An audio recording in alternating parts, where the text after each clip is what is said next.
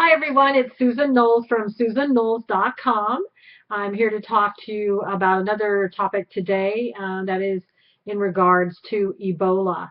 My website is at SusanKnowles.com, and I'll put a link up for you on the comment section on this video. My article should soon be on the Blaze under the Contributors tab. It's not there yet, but it's been approved to be published, so I'm hoping that it'll be published in the next couple of days. But again, you can go to my website, and the title of the article is Congress Must Act to Protect the U.S. from Ebola. And we've heard a lot in the news about Ebola lately, and it's difficult to understand for some why this president would not try to do more to stop the spread of Ebola from coming to the United States. I'm concerned as a citizen of this United States that the president has not deemed it necessary to ban all travel from West Africa from coming into the United States until we can get Ebola under control. As you know, we have had Thomas Eric Duncan, who is a gentleman that came here from West Africa, and presumably when he was and knew that he was infected with Ebola. That's yet to be determined. I do know that the government in West Africa is looking at, well, I guess he actually came more specifically from Liberia, and Liberia is looking at prosecuting him should he survive Ebola and be returned to Liberia. Right now, he is, I understand, in very serious and critical condition in a Dallas hospital. So hopefully, he will pull through. Additionally, we've had a freelance reporter for NBC that has come down with Ebola, and it's my understanding that he has been flown to a Nebraska hospital and is being taken care of there. Additionally, we've had some reports, and they're very few and far between, and not really put out there on the media for all of us to hear. And I'm guessing some of that is pre-planned. They don't want anybody to panic. But I do know that Washington, D.C., Hawaii, and Utah are looking and monitoring some patients closely right now to see if they have come down with Ebola. I want to add that Hawaii has said that they have looked at their patient, they have monitored their patient, and that patient does not have Ebola. They're very confident that that person does not.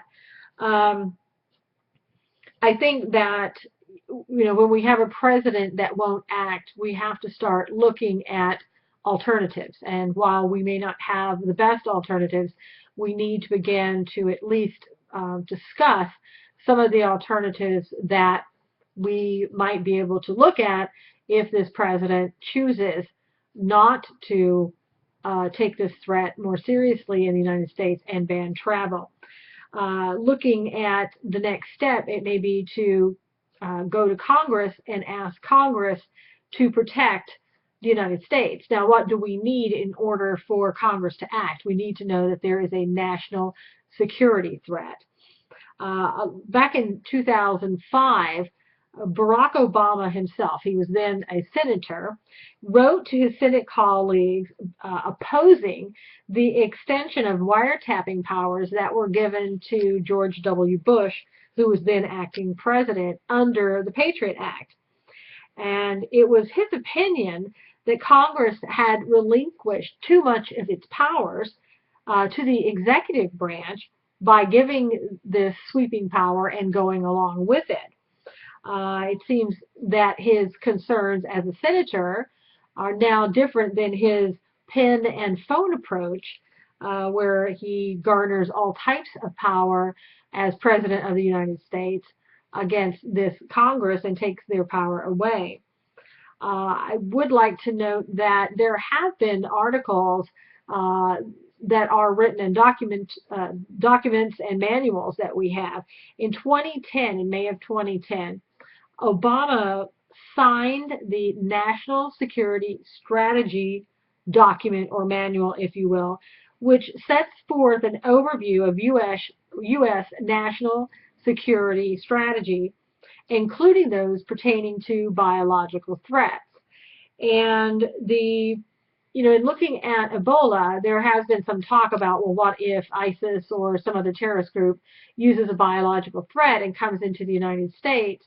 And that is a great possibility, and we would be looking at a national security threat. But also in that manual, it talks about that unintentional or deliberate outbreaks of an infectious disease is also a national security threat. And Ebola, as we all know, is an infectious disease, if nothing else. Now, we are looking at this, as a matter of fact, if this infectious disease continues to go unchecked, then we can have devastating effects of this virus. We've already determined, the UN and I think the United States was in agreement, that Ebola is a national security threat to West Africa. So much so that we're sending approximately 4,000 of our own military troops to go fight the war on Ebola over in West Africa. So then why is the same not true for the United States? If we've determined that it is a national threat for West Africa, it certainly is a national security threat for the United States.